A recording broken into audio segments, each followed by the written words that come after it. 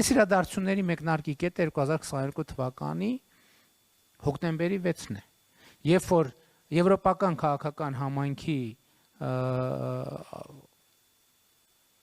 առաջին ոնց որ գագաթաժողովի ընթացքում քառակողմ հանդիպման ընթացքում ընդունվեց հայտնի հայտարարությունը, որտեղ Հայաստանը եւ Ադրբեջանը արձանագրեցին Ալմաթայի հռչակագրի հիման վրա միմյանց տարածքային ամբողջականությունը եւ ինքնիշխանությունը ճանաչելու սկզբունքը։ Սա շատ կարևոր արձանագրում էր եւ ամեն ինչը սկսել այդ կետից, որովհետեւ հենց այդ կետից է process-ը դրվել մի այնպիսի բանաձևի մեջ, որ անխուսափելիորեն իհարկե տարբեր սցենարներ կարող էին լինել, կարող էր նաեւ 2023 թվականի Ղարաբաղի իրադարձությունները կարող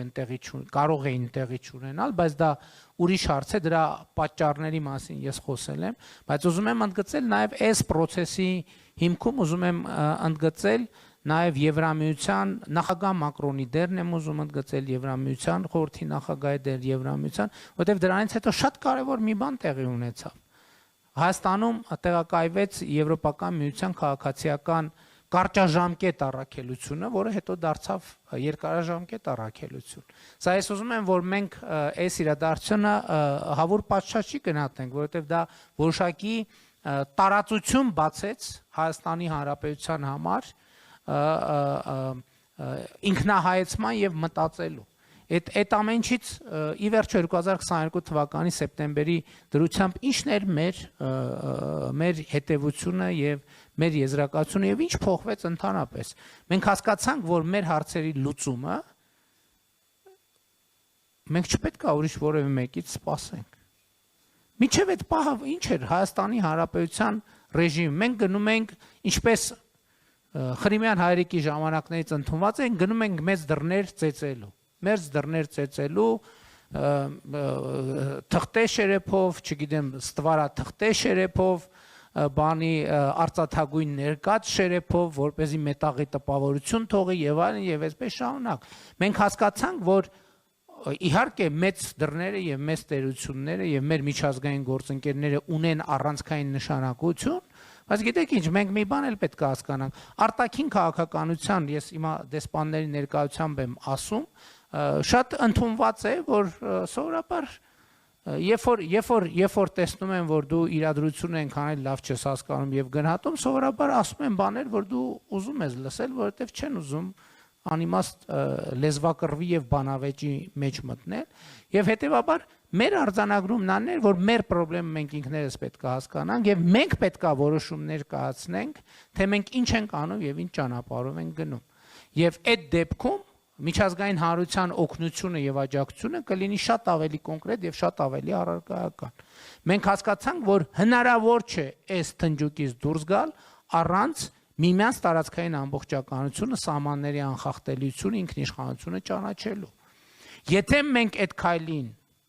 եթե մենք այդ որոշումները չկայացնեինք, ես նույնիսկ չեմ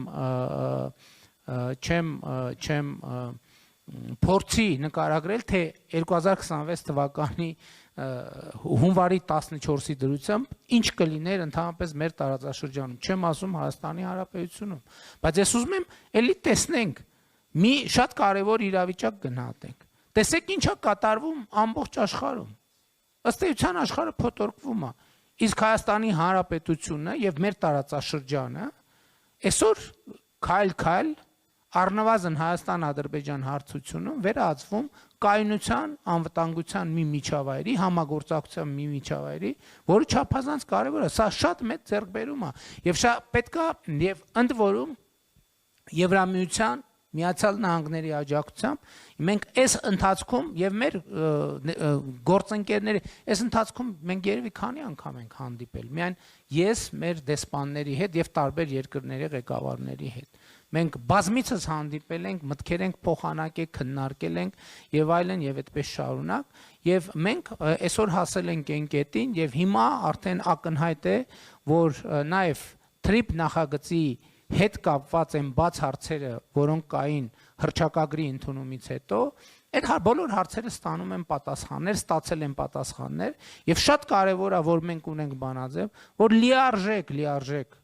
բավարարում է եւ պիտի բավարարի Հայաստանին, բնականաբար լիարժեք բավարարում է Միացյալ Նահանգներին, լիարժեք բավարարում է իմ կարծիքով, իհարկե նրանք կարձագանքեն կտեսնենք Ադրբեջանին եւ ըստ էության սրանով կանաչ լույս է վառվում տարածաշրջանում երկարատև եւ կայուն խաղաղություն հաստատելու գործին։ Իհարկե եւս մեկ անգամ ուզում եմ մեր գործընկերների ներդրումը ընդգծել Միացյալ Նահանգների նախագահ Դոնալդ Տրամփի դերը, որի անձնական հետաքրքրվածությունը եւ անձնական ներգրավվածությունը իհարկե անկասկած ունի եւ ունեցավ վճռորոշ նշանակություն եւ հիմա մեզ արդեն հարկավոր է մտածել հետագա քայլերի մասին, որոնք են հետագա քայլերը։ Հիմա այդ ակնհայտ է, որ դեպի հիմա մեր տարածաշրջան ներհոսելու են մեծ ներդրումներ եւ մեծ փողեր եւ դա շատ լավ նորություն է։ Ակնհայտ է, թե ինչ գործողություններում եւ ինչպես պետք է ներգրավված լինեն Ամերիկայի Միացյալ Նահանգները։ Ես կարծում եմ, որ այո, Եվրամիության մեր գործընկերների հետ պետք է մանրամասն քննարկենք նաեւ Եվրամիության ներգրավվածության ձևաչափերը եւ կոնկրետ նախագծերը։ Մենք շատ շահագրգռված ենք դրանում։ Գիտեք, հիմա տրամաբանությունն այն է, որ հաջորդիվ մենք պետք է զարգացում ունենանք Հայաստան-Թուրքիա հարթության վրա եւ մենք հույս ունենք, որ այն process-ները, որոնք տրամաբանորեն եւ քաղաքական երկխոսության մակարդակով լուծվել են, դրանք նաեւ գետնի վրա կունենան իրենց արտահայտությունը եւ սա իսկապես նույնիսկ անհավատալի եւ աներևակայելի մի պոզիտիվ միջավայր է, որում մենք հայտնվել ենք, ինչը չի նշանակում իհարկե, որ բոլոր հարցերը լուծված են, բայց բոլոր հարցերի լուծման բոլոր բանաձևերը ըստ էության արդեն որոշված են։ Առաջիկայում շատ կարևոր է, որ մենք նախ հայտարարությունը այսօրվա կամ երեկվա մի շատ մեծ եւ շատ կարևոր անկյունակար է Հայաստանի եւ Ադրբեջանի միջև հաստատված խաղաղությունը ինստիտուցիոնալ դարձնելու ճանապարհին, սահմանազատման հանձնաժողովներն են աշխատում եւ գիտեք, նաեւ էլ եկեք արձանագրենք, մենք առաջ ենք ընթանում շատ ավելի մեծ տեմպերով, քան ի սկզբանե կարող ենք ենթադրել, որովհետեւ երբ որ մենք Վաշինգտոնի հռչակագրում արձանագրում էինք տարածաշրջանի կապուղիների բացումը Հայաստանի Հանրապետության համար, այդ թվում Ադրբեջանի հիմնական մասի եւ Նախճեվանի ինքնավար հանրապետության միջև կապի ապահովումը Հայաստանի Հանրապետության համար փոխադարձ առավելություններով եւ մենք ենթադրում ենք, որ Հայաստանը պիտի երկաթուղային կապ ստանա արտաքին աշխարհի հետ եւ դա տեղի ունեցավ, կարծում եմ, շատ ավելի վաղ, քան Հայաստանի եւ միջազգային հանրությունը սպասում էին։ Այսօր արդեն Հայաստան-Ադրբեջան երկկողմ առևտրի դրսևորումները տեղի ունեցան շատ ավելի վաղ, քան Հայաստանի եւ միջազգային հանրությունը սպասում էր, գուցե նաեւ Ադրբեջանը։ Ես երեք առիթ ունեցա խոսելու,